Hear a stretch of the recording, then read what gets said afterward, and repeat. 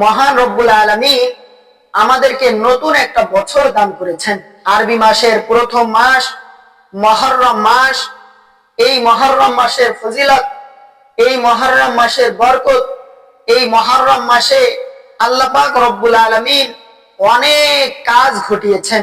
এই মুহররম মাসে আল্লাহ পাক রব্বুল আলামিন বিগত জামানায়, পিছনের জামানায় অনেক নবীকে এই মুহররম মাসে আল্লাহ পাক রব্বুল আলামিন সাহায্য করেছিলেন এবং দুনিয়ার ভিতরে অনেক ঘটনা আল্লাহ পাক রব্বুল আলামিন পিছনের জামানায় এই মুহররম মাসে ঘটিয়েছেন, যা আমরা তাফসীরের কিতাব থেকে জানতে পারি।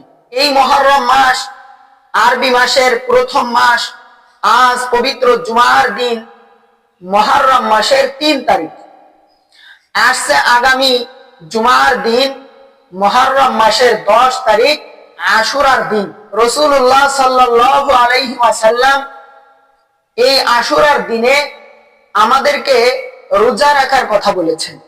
হাদিস শরীফের ভিতরে আসছে, মুসলিম শরীফের হাদিস, قال رسول الله صلى الله عليه وسلم صوموا يوم عاشوراء وخالفوا اليهود وصوموا قبلها يوما وبعدها يوما। রাসূল আকরাম সাল্লাল্লাহু আলাইহি ওয়াসাল্লাম বলেন, তোমরা আশুরার দিনে রোজা রাখো, অর্থাৎ মুহররম মাসের 10 তারিখ আশুরার দিনে তোমরা রোজা রাখো। আর তোমরা ইহুদি খ্রিস্টানদের বিরোধিতা করো, ইহুদি খ্রিস্টানদের উল্টা করো, ইহুদি খ্রিস্টানদেরকে তোমরা অনুসরণ করো না।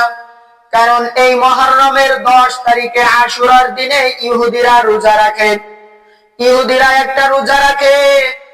আর আমরা ইহুদিদের বিরোধিতা করার জন্য, ইহুদিদের উল্টা করার জন্য আমরা 2টা রোজা রাখবো, অর্থাৎ মুহররম মাসের 10 তারিখে একটা রোজা রাখবো এবং 9 তারিখে একটা রোজা রাখবো। রাসূল আকরাম সাল্লাল্লাহু আলাইহি ওয়াসাল্লাম বলেন, তোমরা এই মুহররম মাসের 9 তারিখে এবং 10 তারিখে রোজা রাখবে। অথবা যে ব্যক্তি 9 তারিখে 10 তারিখে রোজা রাখতে পারবে না, সে যেন 10 তারিখ এবং 11 তারিখে রোজা রাখে।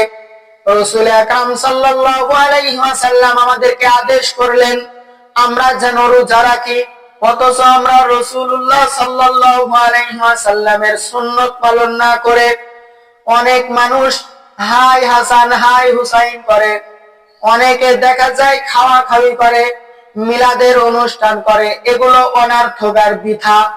নিজেদের শরীরের উপরে জুলুম করা, নিজেদের শরীরের উপরে কষ্ট দেওয়া, এটা অনর্থক ছাড়া আর কিছুই হইতে পারে না। হাই হাসান হাই হুসাইন এইগুলো করে কোনোই লাভ নেই। যদি আমরা আল্লাহ পাক রব্বুল আলামিনের সন্তুষ্টির লক্ষ্যে রোজা রাখি এবং আল্লাহ পাক রব্বুল আলামিনের কাছে ক্রন্দন করি, তাদের জন্য দোয়া করি, এইটাই হবে আমাদের ভালো আমল।